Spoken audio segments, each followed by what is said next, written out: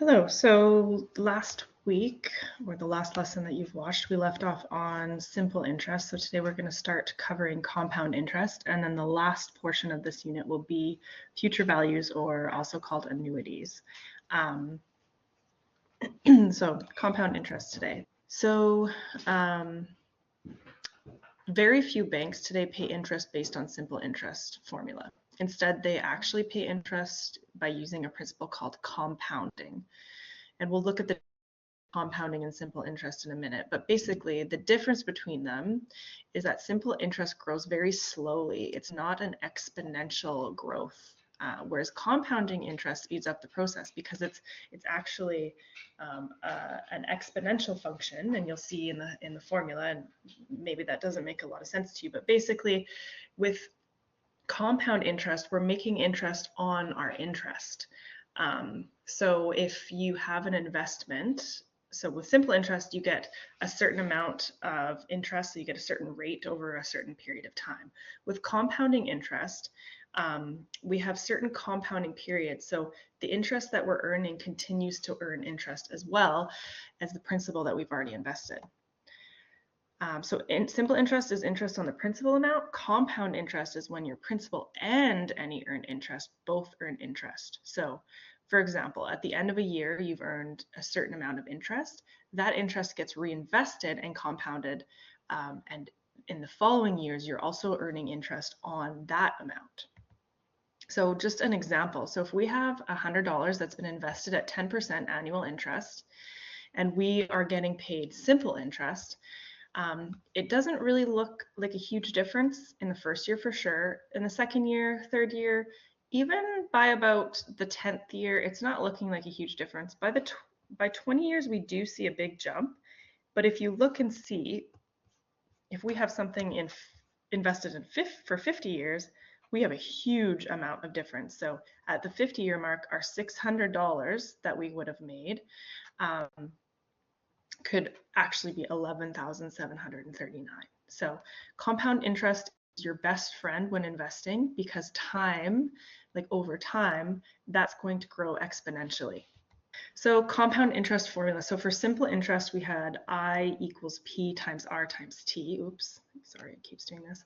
But with compound interest, we have this formula where amount, right? So our amount is equal to our principal bracket 1 plus I to the power of n. So in this case, we're not just finding our interest earned, we're finding our amount. So the amount being our principal plus the interest that's invested. So this formula accounts for all of the interest that we've been made plus the principal that's been invested over an amount of years. So n, so if you notice, we don't have a T or an R, we have an I. So I is it's still our interest rate, but it's calculated a little bit differently. Well, in this case, actually, we have to calculate our I and our N. It's not as straightforward as simple interest because of the compounding periods, which we'll talk about in a minute. N is the number of years. So same thing, for our N, we're always in years, and for our I, we're always in a decimal form of a percent. But we do have to look at how to calculate it. So we're just going to start with this. We're going to use this formula. We're just going to look at a simple, no, I shouldn't use the word simple. We're going to look at a straightforward example of compound interest where we only have it happening annually. So we talked a little bit about this in simple interest. Annually means once a year. So compounded annually. So this is one time. Okay, so what we want to do is figure out, so it says find the accumulated amount, so A, when $4,000 is invested, so that's our principal amount we've invested, at 10%, so 0.10, per annum, so that's per year, annum means per year, for 7 years, interest compounded annually. So the key word here is compounded annually. So first we're going to say, well, our principal is 4,000 and our interest, or our I, is 0.10.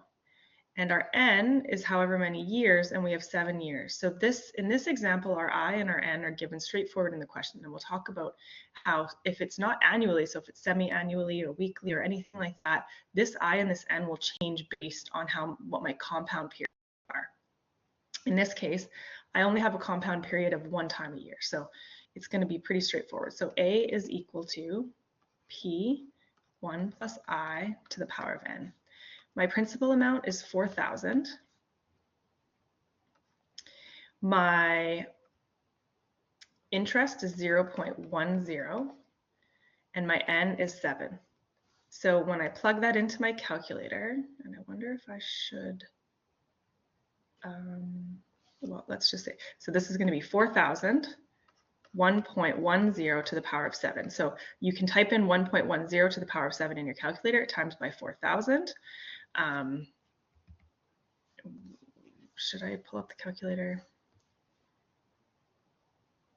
Let's do it for this one. So we had 4,000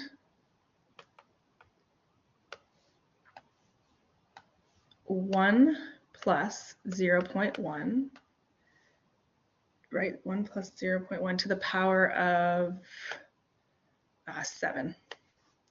So we had equals, that gives us $7,794.86. All right, so we have our answer of $7,794.87. So that's compound interest. Now, you might also wonder, like, what if I had simple interest, right? So if I had P times R times T, what would that look like? So we know that I is equal to P times R times T for simple interest. So my principal amount was 4,000, my rate is 0.10, and my time is 7. So I could type that into my calculator, right? So let me just grab my calculator because I didn't have this written down, but I think it'll be interesting to cover. So 4,000 times 0.1 times 7. So that's the amount of interest I've earned. So I've earned $2,800. We're going to add that back to 4,000. So that's going to give me an amount of $6,800, right? So if I just invested this using simple interest, I'd only make $6,800. But using compound interest, I've made $7,794. So which one's better? For sure compound, but by how much? So we can take our compound interest, subtract our 6,800, so that's 7,794.87, take away 6,800. So that's a difference of $994.87. So compound interest is better by almost $1,000, right? By using compound interest. So it is interesting to see. We didn't have to do this. This was just extra. It just asked you to find your amount calculated. Okay, so let's move on. So compounding periods. I did talk about this a little bit in the last lesson. So yearly or annually is 1 time a year. Semi-annually is 2 times a year or twice a year. Quarterly is 4 times a year, makes sense, right? Quarter 4. Monthly, 12 times a year because there's 12 months in a year. Weekly, there's 52 weeks in a year, so it's 52 times a year. And daily, there's 365 times in a year. There's also bi-weekly that's sometimes given. Bi-weekly, sorry. Which is going to be 26 compounding periods. I think that should cover most of the ones that we're going to look at. So when we're looking at compound interest, so in the first example, we were just given a very simple I and N, right? But in order to calculate my I have to take my annual interest, so the number that was given, so in the last one was 10%, so I'd take 0.10, and I divide it by the number of times the interest is calculated per year. So if it's semi-annually, I divide by 2. If it's quarterly, I divide by 4, right? If it's yearly, I divide it by 4. Or sorry, if it's number of times interest, sorry, if it's quarterly, divide by 4. If it's daily, 365, right? That kind of thing. So you're always taking the number of years your investment times for N, we times it by, and we'll look at lots of examples of this. And then if you're finding I, you're going to take your interest and divide by the number of times the interest is calculated per year. So here's an example. Interest compounded semi-annually. So semi-annually tells me 2 times, right? At 12%, so 0.12 rather, 8 years, so I have 8 years, would have 16 interest periods, right? And the rate per interest period would be 6%. And here's why. So to calculate my I take, right, so we talked about we take our rate, which is 0.12 in decimal form, okay? 0.12, we divide it by how many compounding periods we have. So this is semi-annually, so 2, we divide by 2. For n, I take my number of years, which in this case we were given 8, and I multiply it by my compounding period, so 2 times. So for my I in my formula, I have 0.06, and my n, I have 16. So depending on whatever my principal is going to be, this is the I and the n that I'm using. So you can notice that I don't just get to use my regular 0.12 like I would in simple interest and t equaling 8 like I would in my simple interest. I have to actually find a new I and a new n because it's not just done annually. If it was compounded annually, you would just be dividing by 1 and timesing by 1. So you're not actually changing the I. But if it's anything different than annually for compound interest only, not simple interest won't have any different compound periods, then we have to calculate our I and our n. So this is usually where I have students try to calculate I for the following situations. So we can probably go through all of these together, or at least most of them, so that we get some extra practice on calculating these. So these are pulled from the textbook, or sorry, the booklet that's usually given. So all we're doing is just calculating I's. Okay, so for quarterly. So remember for I, do I multiply or divide? You can always go back and check, but my I is going to be my rate. So in this case for A, I have 0.05. And I'm going to divide by however many compounding periods. So in this case, it's 4. So I get 0.05 divided by 4. And this gives me 0.0125. For B, 5 3/4 is 5.75, right? 5 3/4, 5.75. We divide that by 100. So my I is going to be 0.0575. Right, so I just divided this by 100. So 0.05, divided by what? So semi-annually means twice a year. So we're going to divide that by 2, and that gives me 0.02875 as my I. For C, we have 6% monthly, so 0.06 monthly is 12 times, right? So 0.06 divided by 12 gives me a new interest, or I, or a rate of 0.005.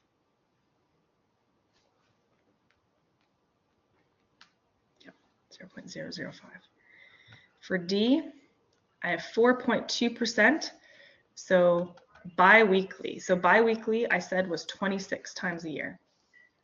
So we have 4.2 as a decimal. Now you could divide before. You could take 4.2, divide by 26, and then divide by 100, but I like to put it in decimal form first. So 0.042.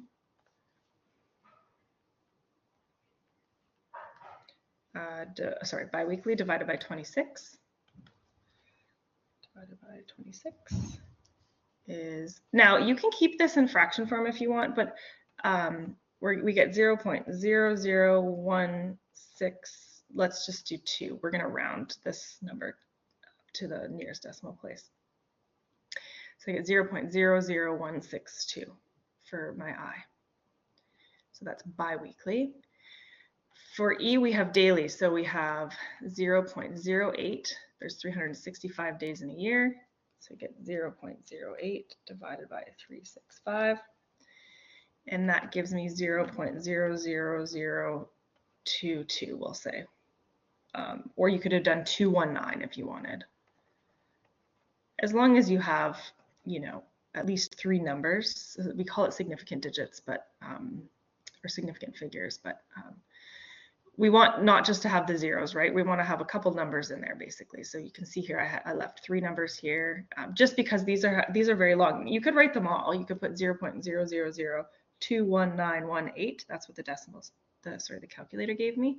But I'm trying to keep, you know, enough that it gives me the right number, but not too much that it goes off the page. Now, the more numbers you keep, the more significant digits, the more accurate your calculation is going to be. So this is just because you don't want to write so much on the page, but the more accurate would have been 0.000219118. That's the actual decimal. So probably should be keeping that just for accuracy, but if not, that's okay. And then for F, we have 12% annually. So it's just divided by 1. So it's actually just going to stay 0.12. So it's not going to change. So I'm going to erase these. I think, whoa. I didn't know I could do that.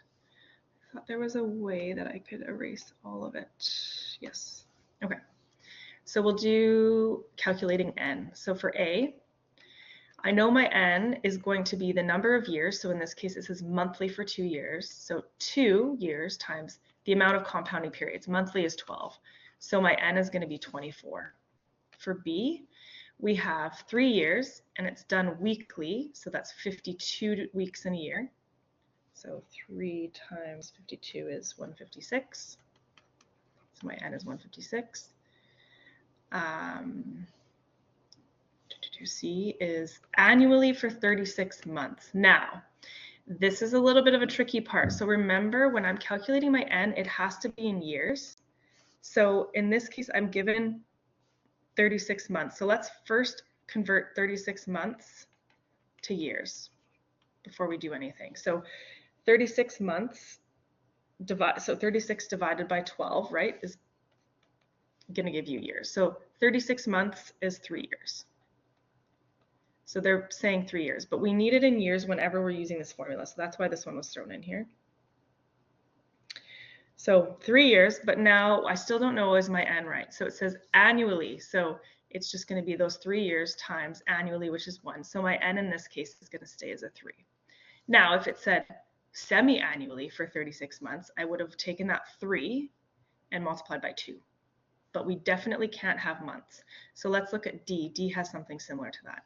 Semi-annually for 30 months. So 30 months, we'll get that into years. So 30 divided by 12, it's not going to be an even number, or a whole number rather. So 30 divided by 12 is 2.5 years. Okay. Now I'm not done. My N has to include my compounding interest. So I have 2.5 years, but it's semi-annually, so twice a year. So my N is going to be 5 when I calculate my interest, when I use that formula. E, bi-weekly for 6 months. So let's first get this months into years. We need that in years. So 6 divided by 12 is going to be 0.5 years. Sorry, that's 0.5 years. So 0.5 years, but now I want to calculate my N. So I have 0.5, and now they're saying bi-weekly. So that's 26 times a year.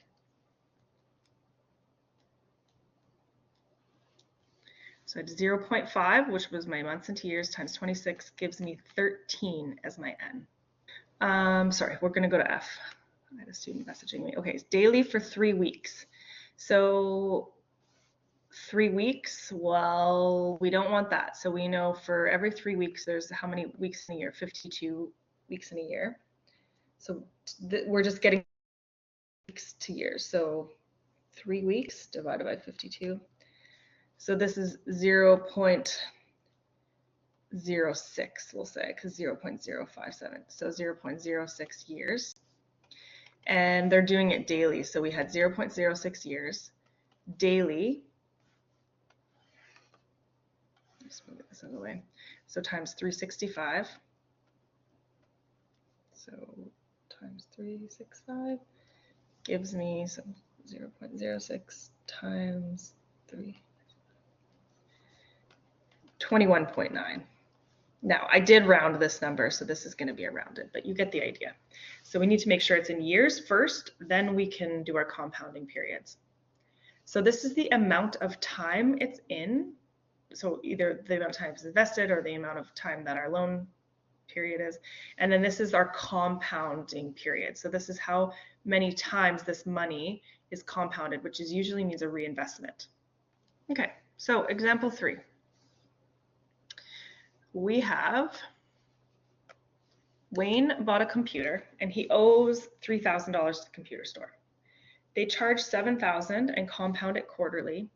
His payment is due in full in 3 years. So compound it quarterly. So this means it's so I don't know if I did a good enough job explaining compounding periods.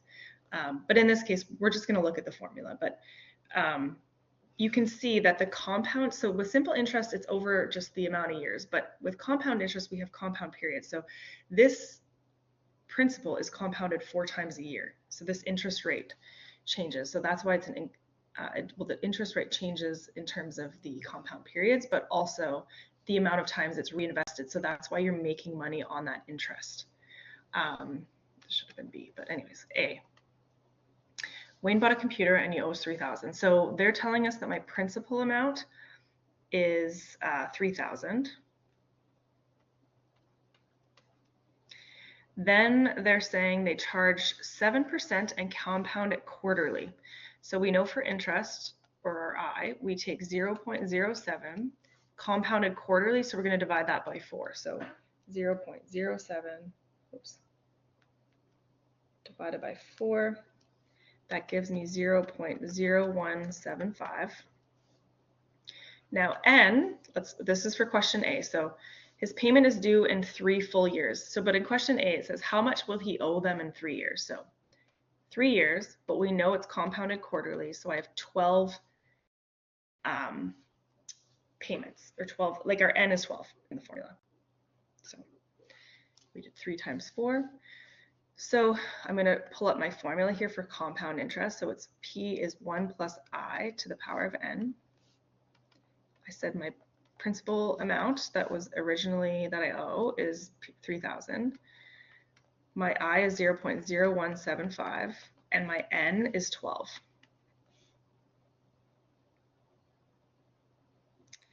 So when you plug this into your computer calculator, sorry, the question says computer, so that's confusing. Let's see here, we get 1.0175 to the power of 12 times 3,000. That gives me 3,694. So $3,694.32 is the amount that he will owe them in 3 years. So that's question A. For question B, it says, how much will he owe them if he just pays them off in 1 year? So instead of, so my interest, so the question is, will my interest rate change, right? So, or will my I change and will my N change? So my P definitely stays the same. My I was 7%. And it's still compounded quarterly. So in 1 year, it's still compounded 4 times. So my compound interest, or my I, stays at 0.175. My N, though, is the amount of years. So now we're saying we're only going to pay it off in 1 year. And it's still compounded quarterly, but my N in this case is just 4. So up here we had 3 years. So my N changed quite a bit from 4 to 12. So we're using the same formula, so we have 3,000. My I did not change to the power of 4. So when I plug this into my calculator, I get $3,215.58. So if he pays it off in a year, he'll save himself about $400 and something, right? So probably better to pay it off earlier than later. Okay, so that's the answer for question. So this is question A. Whoa, sorry, I don't know what's going on with my pen here. Question. Okay, so sometimes we're going to be asked, just like we were in simple interest, to calculate the principal, or calculate, in simple interest we were asked to calculate N or T, or sorry, in that one it was T or R. But if we want to figure out how to calculate the principal, it's possible to calculate the principal, and all we're going to do is rearrange this formula. So this is my formula for compound interest. if I rearrange it to isolate P, I'm actually just dividing both sides by this whole thing. So the formula I end up being able to use is P is equal to the amount over 1 plus Ri to the power of n. So this formula, I have a formula sheet that's attached to the assignment, but you don't have to know how to rearrange this. It's just explaining to you where that formula comes from. So let's look at an example. So we have, how much would you have to invest for 5 years at 10% compounded semi-annually to receive $5,000? So the tricky part when we see these questions, is to figure out what are we being asked. So it's saying, how much would you have to invest? So if we're, for either it's borrowing or investing, that's our principal amount. So they're asking us to find P. Our T, or our number of years, is 5. 10% is our rate, compounded semi-annually. So this means 2 times per year. So 2 times. To receive $5,000, so the amount I'm receiving is 5,000. So we're given amount. So let's write down everything we have. We have an amount of 5,000. We have our N, we have to calculate. So it's 5 years. It's compounded semi-annually, so 2 times a year, so my N is 10. And then my I is 0.10, because we were given 10%, divided by 2, because it's twice a year, semi-annually, so 0.05. And I'm trying to find my principal. So that tells me that I'm going to use this formula. So my amount is 5,000 over to the power of n, which is 10. So we get 5,000 over 1.05 to the 10. And you can punch this into your calculator either using the fraction key or the division key. And you should get $3,069.57. This is a comma, sorry. I don't know why I used a comma there. I didn't have to, but. So this person would have to invest 3,000, let's say 3,070 really, but if this is the specific amount they would have to invest, if at the end of 5 years with this interest rate, compounded semi-annually, that this would earn me $5,000 by the end of that term. So that's how much, so that's calculating P. So it's really cool because you can actually use this a lot in your banking and your savings accounts, depending on, each bank is different and each account's different. Each investing portfolio is different. So this is by no means teaching you everything you need to know about that kind of stuff, but it does allow you to see how compound interest is significantly more beneficial than simple interest. And what we'll get to on Wednesday is what we call annuities or future value. And that's often probably the one we use a lot more often. And that just basically means like lots of people take off a certain amount per paycheck, right?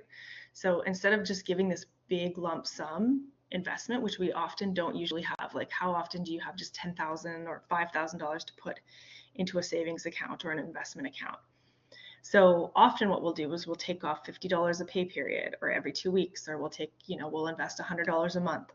And then we can use a specific formula that we'll learn on Wednesday, or whenever you watch the next video, about how we calculate that and the difference that has in terms of investing. So that's the way that most people invest, just because it's a little bit easier to use. So the extra practice, so that's the end of today. There's a lot more examples in the compound interest unit. So this entire, so simple interest, compound interest, and annuities, or future value it's also called, they're all in the personal finance booklet. So this is the second section we covered today. There's lots of examples. There's also a practice unit test, or I think it's called a practice unit test, or it covers all of the compound interest stuff that we've just covered. So you can try to go through those questions and determine if you can figure out, when am I being asked to find principal amount, when am I being asked to find just amount. I even think they might have some where you calculate N, I can't remember though. So that's more examples, more questions to try if you have any more questions.